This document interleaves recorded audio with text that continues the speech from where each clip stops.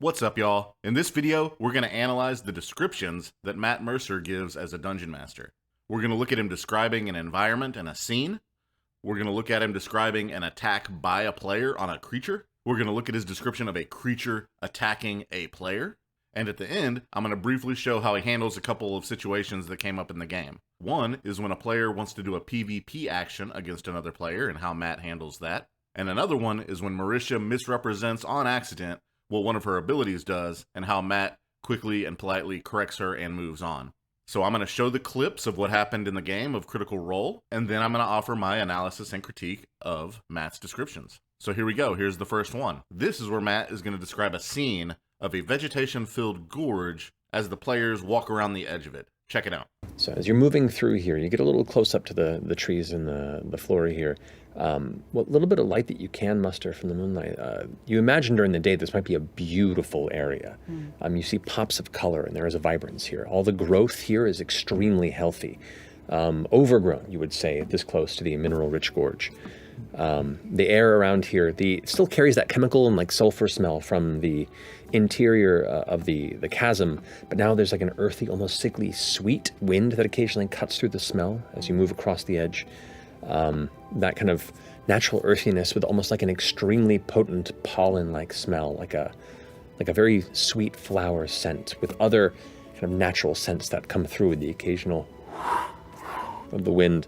It's chilly, but you're surrounded by very, very lush greenery as you kind of push through the trees and the tangle. So as you can see, Matt Mercer's description of this scene is very evocative and engaging. And here's some of the techniques that he's using and a critique of his description. Mercer is a master of utilizing sensory details in his scene setting. Here, he draws on multiple senses, sight, smell, and even touch, through the description of the chilly air and the feeling of pushing through the lush greenery. And this level of sensory detail immerses the players in the scene and makes the environment feel real and tangible. Another cool thing he does is use active verbs and metaphors. For example, the phrases pops of color and vibrance imply an active, almost bustling scene, even though this could be considered just a description of the background where the story is taking place. His descriptions make it come alive through action verbs and metaphors.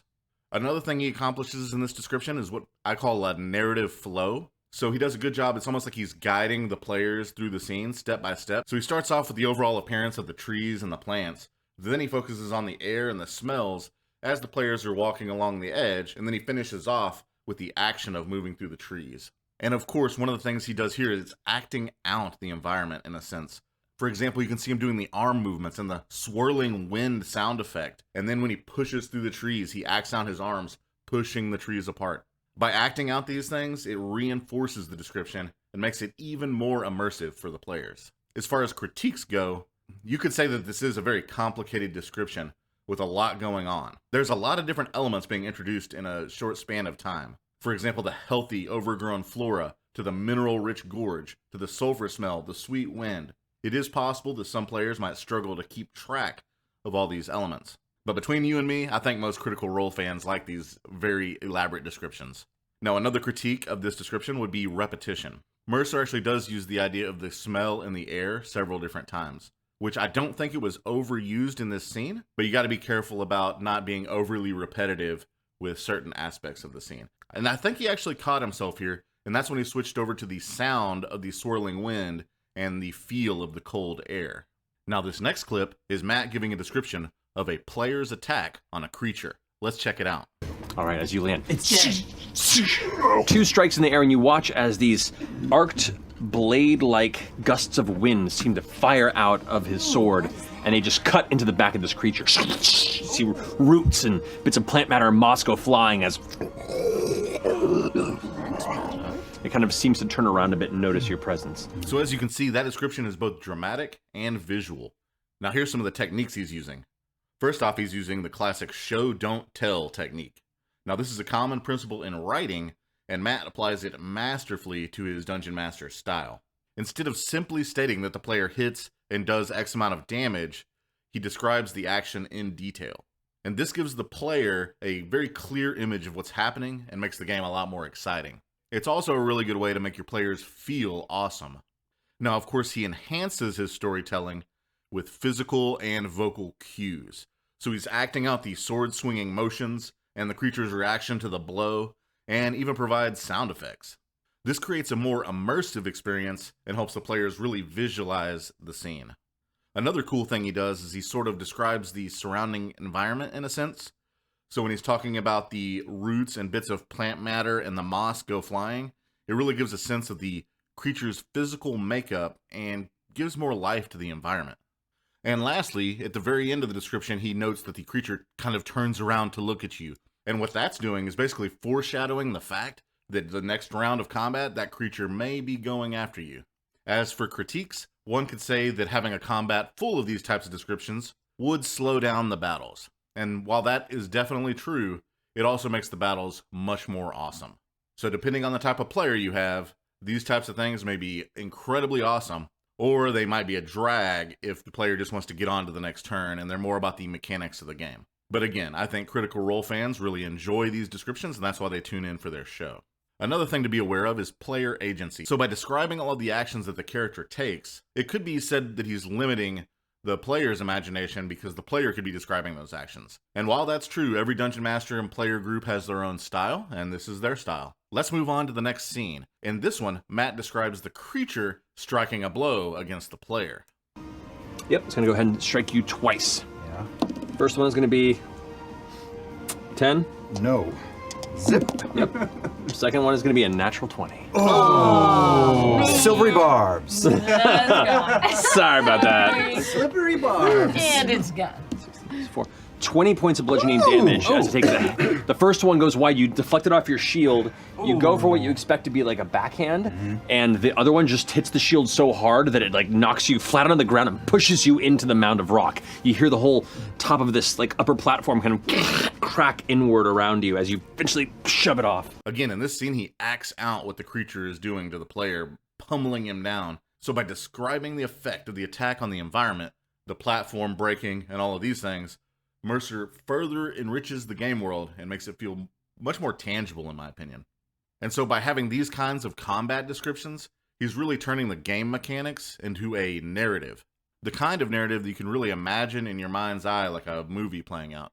And so what he's doing here, he's really demonstrating that the role of the Dungeon Master is not just managing the game rules and the dice and the things add up and what hits. It's also providing a captivating storytelling experience, and in fact, he's famous for it. Matt and Mercer have a brief interaction about one of the powers that Mercer's character has. Mercer gets the rules wrong, and Matt briefly corrects her. So let's check it out. The dread, so he does have to make a wisdom saving throw. It does. I didn't ask how close my friends are. I said I cast Fireball. That's a 12. Fail, so he is afraid of me and has to go the opposite direction. Alrighty. He is afeared. Or can I get closer to you at least? So you see what he did there. He kind of actually'd her, but very briefly, and just kept the game moving.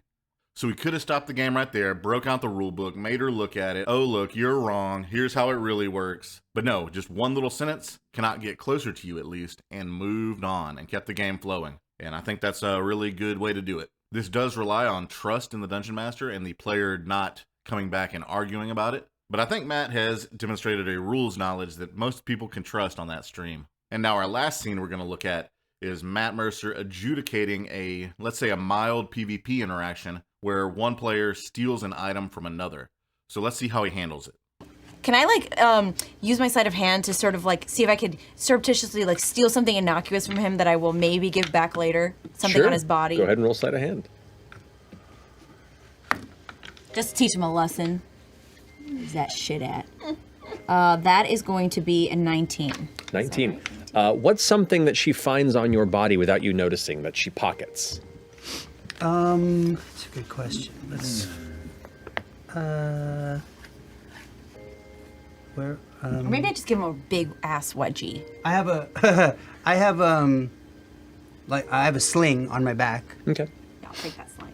So what he did here is Matt allows Amy the freedom to express her character's intent, and he doesn't completely obstruct the action. He does ask her to roll for it, so she makes some sort of sleight of hand roll.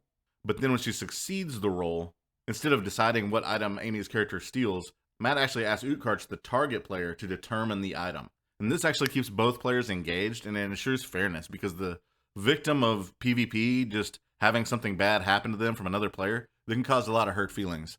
But if they have an active part in it and they can decide what the item stolen was, he could have said a button. He could have said, a piece of cloth in my pocket, something meaningless, but he let her have the sling. So I think that was a really fair way to do it. So there you have it. Hope you enjoyed this little video. Let me know in the comments what you think about these descriptions and how you do them at your game. Also hit like, subscribe, all the YouTube stuff, man. Have a good day. Later.